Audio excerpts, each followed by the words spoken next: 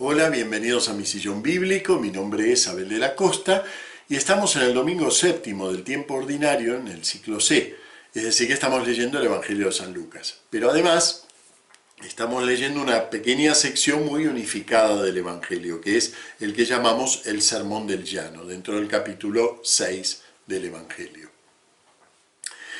Ese sermón lo leemos a lo largo de 3 domingos, pero hay que no perder la perspectiva y leerlo realmente como un conjunto, no son lecturas aisladas. Así que vamos a empezar evocando lo que es central de ese sermón y que hemos visto la semana pasada, y que es un sermón discipular. Es decir, se dirige a aquel que es o pretende ser discípulo. Y no es que plantee un modelo de discípulo, porque realmente no hace un retrato robot de lo que es un discípulo, pero plantea, podríamos decir así, el movimiento fundamental del discípulo. ¿Y cuál es ese movimiento fundamental del discípulo? Bueno, con ese movimiento nombré al vídeo de la semana pasada, lo llamé estar en tensión. El discípulo es convocado por la bienaventuranza y está entre la bienaventuranza y el ahí. Y tiene que moverse hacia. Eso es ser discípulo, estar en movimiento hacia esa bienaventuranza.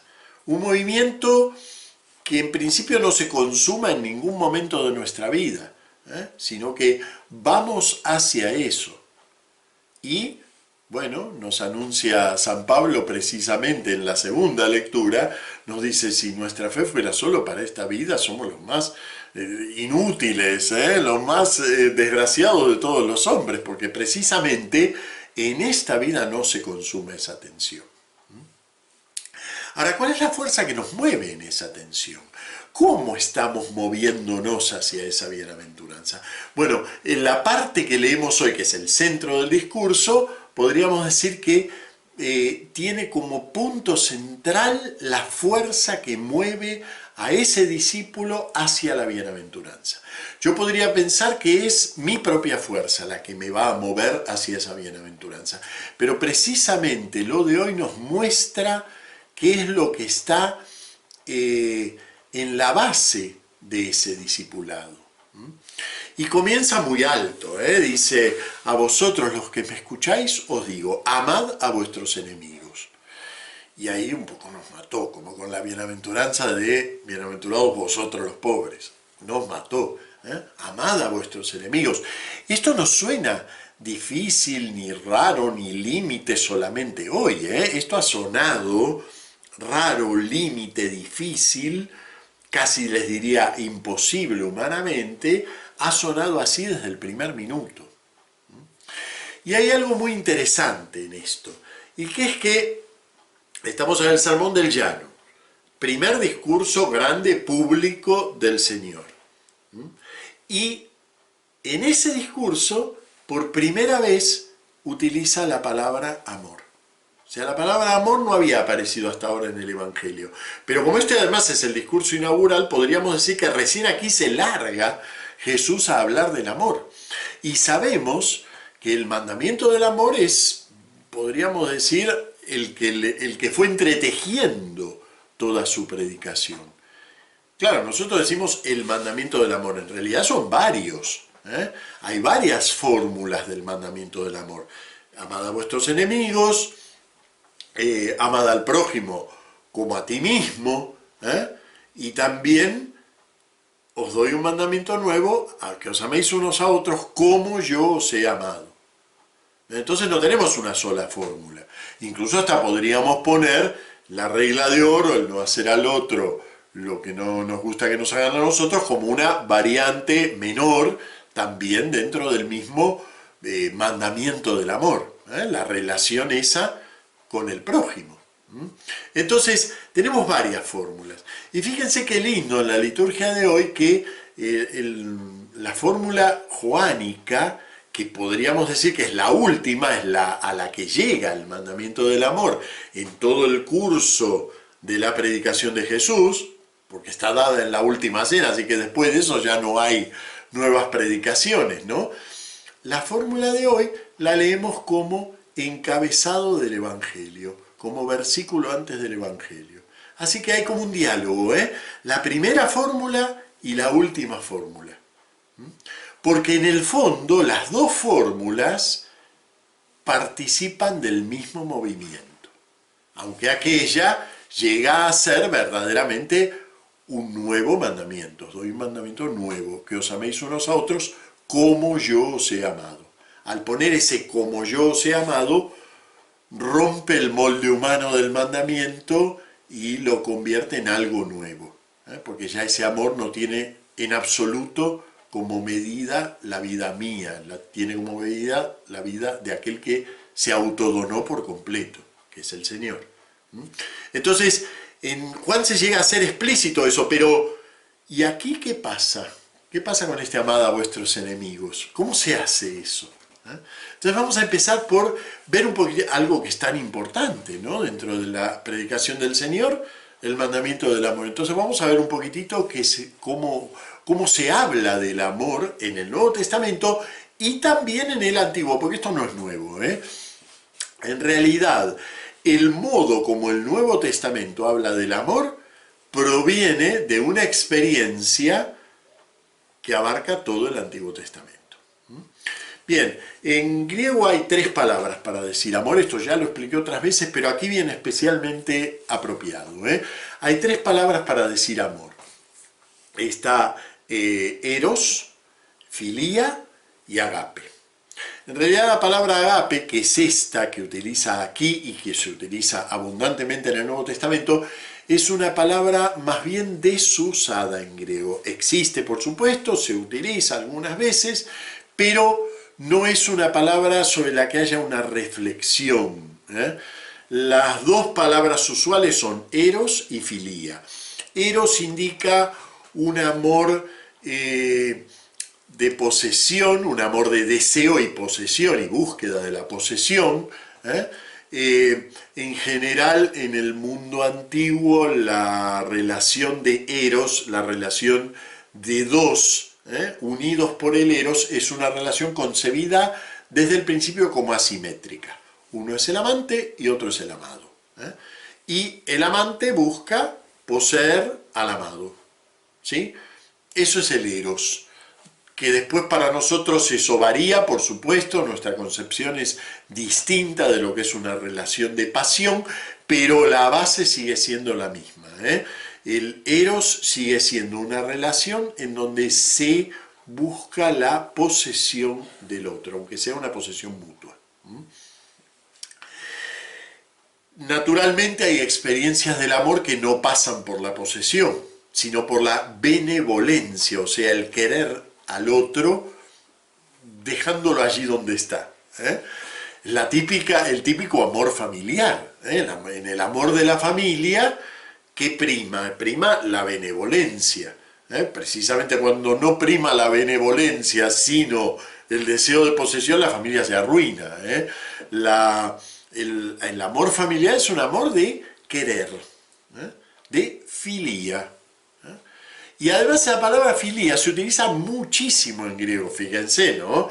La filosofía, todas las palabras que tienen filos en su composición, porque es precisamente la experiencia, podríamos decir, cotidiana del querer a otro. La experiencia cotidiana del querer es la benevolencia, el desearle el bien al otro y promover ese bien del otro, pero siempre dejándolo en lo que es, el otro. Agape no tiene un uso totalmente propio, es una palabra que existe en el idioma griego, pero se utiliza más bien como sinónimo de filía. No tiene una reflexión propia. Quizás precisamente por eso, cuando los traductores griegos, cuando los traductores alejandrinos quisieron volcar el Antiguo Testamento hebreo al griego, se preguntaron naturalmente, la palabra amor figura muchísimo en el Antiguo Testamento, pero además es el centro de la reflexión de la relación de Dios con su pueblo, ¿sí? Entonces, ¿con qué palabra traducimos eso? ¿Qué decimos? ¿Que Dios ama en el sentido del eros al pueblo que Él creó? No, no es eso. Pero tampoco es un mero amor de benevolencia. Tampoco es simplemente querer el bien de ese pueblo y un poco desprendidamente. Hay un algo en el amor de Dios a su pueblo que es imposible de expresar en ninguna de estas dos experiencias. Los profetas hablaban del amor de Dios en términos matrimoniales, así que ahí hubiera cabido la palabra eros, pero tampoco es exacta, es una analogía, tampoco es exactamente una relación matrimonial. Entonces, ¿cómo se puede hablar de eso? Bueno, escogieron la palabra agape. ¿Por qué la escogieron? Precisamente porque era desusada, para expresar una forma propia del amor tal como la revela Dios en el Antiguo Testamento. ¿Y en qué consiste esa forma propia? Bueno, fíjense, si el eros es buscar poseer al otro y filía es buscar promover al otro, a lo que él es, en el agape buscamos la autodonación en el otro, el volcarme en el otro. Yo lo sintetizaría así. No quiere decir que esto esté así explícitamente reflexionado y los alejandrinos han dicho, escogimos agape por lo que Abel dice, no. Pero si reflexionamos en los textos en donde aparece traducido como agape el amor en hebreo, nos damos cuenta que ese amor está siempre mezclado con, y a veces es difícil escoger una u otra, con misericordia. A veces decimos amor, a veces decimos misericordia, es la palabra gesed en hebreo, que es esa experiencia del abajarme hacia misericordia, abajar el corazón hacia el otro, vaciarme no al otro en mí, sino a mí en el otro. Fíjense que cuando ustedes van al himno al amor de San Pablo, 1 Corintios 13, si lo pensamos desde allí, el himno se vuelve transparente. Ya puedo hablar yo todas las lenguas de los hombres y de los ángeles, pero si no me vacío, mi discurso queda afuera, mi palabra queda afuera. No soy nada. Puedo entregar mi cuerpo a las llamas, pero si además de entregar el cuerpo no me entrego yo, no sirve de nada. Piénsenlo desde ese lado, el cántico del amor de San Pablo, y van a ver que es el sentido que encaja es precisamente la autodonación. Es decir, el no ponerme yo como medida. La medida está afuera de mí. Bueno, algo de eso hay aquí, algo de eso hay en este amad a vuestros enemigos, que nos va a ayudar a entenderlo la primera lectura. En la primera lectura nos cuenta una anécdota, bueno, genialmente contada, como son estos relatos del ciclo de David, ¿no? David saben que está perseguido por su suegro, por Saúl, que le tiene unos enormes celos, y piensa que, bueno, que a él lo abandonó Yahvé y se volcó en David, ¿no? Entonces lo persigue, David tiene que huir de la corte, lo manda, como ven aquí ya en este relato aparecen 3000 soldados siguiéndolo a David, y la orden es matarlo y ya está, Bueno, y tiene esta oportunidad. No hay duda de que es su enemigo, David es el enemigo de Saúl, pero entonces Saúl es el enemigo de David, eso no hay duda. Tiene aquí la oportunidad de matarlo. Tiene la justificación para matarlo, porque está buscando su vida. Así que si él lo mata, no hace nada injusto. Tiene oportunidad, tiene justificación. Nadie le diría, está mal lo que hiciste. Y se planta ahí al lado y se hace esta pregunta. Esta pregunta que es la clave del amad a vuestros enemigos. ¿Quién ha extendido su mano contra el ungido del Señor? Lo que ve David en Saúl no es a su enemigo, no es a Saúl, no es al rey que está loco, no es un hombre enfermo de celos, es alguien que ha sido donado por el Señor como el ungido. Ve lo que Dios ha sacado de él. Y al ver lo que Dios ha sacado de él, también él mismo se ve sacado por el Señor. Es decir, el enemigo sigue siendo humanamente el enemigo, pero hay una instancia superior. Y fíjense que es el criterio que pone Jesús. Amad a vuestros enemigos, haced el bien y prestad sin esperar nada, será grande vuestra recompensa y seréis hijos del Altísimo, porque Él es bueno con los malvados y desagradecidos. Esa es la razón, porque Él es bueno con los malvados y los desagradecidos. ¿Por qué no lo voy a matar a Saúl? Porque ha sido ungido por el Señor. Es decir, sacarlo de la relación puramente bilateral, horizontal, me permite ver quién es realmente Saúl en una perspectiva muchísimo más amplia. Fíjense que a veces pasamos por criterios muy cristianos cuando no nos ensarzamos en nuestras luchas con los demás, ¿no? Pero en el fondo seguimos poniéndonos como criterio. No me voy a rebajar al nivel de ese. No, nada, lo dejo pasar. Y yo, si nadie se entera por qué criterio no me engancho en la pelea con él, paso por ser alguien que ama a sus enemigos. Y en realidad sigo poniéndome yo como criterio, no me voy a bajar a. ¿Ven? Pero no es eso el motivo que nos da David y que reproduce el Señor en su discurso. No ese es el motivo. No es para no bajar yo al nivel de él, sino por haber pescado en él aquello que también me funda a mí. Es este triángulo, el vértice de este triángulo, que arranca en un Dios que es bueno con los malvados y desagradecidos, que hace salir su sol sobre buenos y malos, como dice tan hermosamente el pasaje equivalente en San Mateo, ¿no? Hace salir su sol sobre buenos y malos. A mí me encanta esa formulación, ¿no? Percibir esto, este vértice, me pone a mí en una nueva posición. Porque ya no importa si tengo la oportunidad, si tengo la justificación, si todos me van a aplaudir, si me deshago de este enemigo, ya deja de importar todo eso. Fíjense que apareció la fuerza que me empuja en la tensión hacia la bienaventuranza. La fuerza es que salgo de mí y miro desde ese vértice. Adquirir esa mirada es la tarea del discípulo. En eso consiste ir haciéndose discípulo. Por eso terminará diciendo el Señor, ningún discípulo va a ser más que su maestro. Porque no hay una todavía más que eso. Es adquirir esa mirada.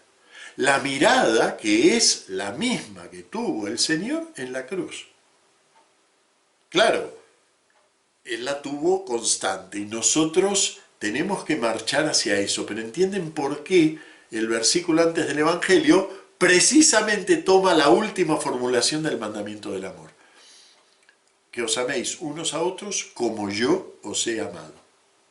Toma esa última porque esa es la que rige todo lo que podamos entender sobre esta tensión del discipulado. Lo que rige esa tensión es precisamente el salir de sí y adquirir la mirada desde Dios. No mirar cómo pensamos que Dios lo mira, porque eso sigo siendo yo, sino como hace David. Este es el ungido del Señor. Yo no vi esa unción, no vi ese momento, yo estaba pastoreando mis ovejas, pero Él es el ungido del Señor. Y esa mirada ya no es la mía, es directamente la de Dios. Bueno, la tarea del discipulado es precisamente esa, y la tensión, porque esto no es ninguna tarea de un día para el otro. Ninguno de nosotros puede decir que ya tiene esa mirada. La tarea es precisamente ir sustituyendo la mirada de criterio propio por la mirada de un Dios que hace salir su sol sobre buenos y malos. Bueno, Dejamos aquí, nos vemos la semana que viene con el final del discurso. Muchas gracias.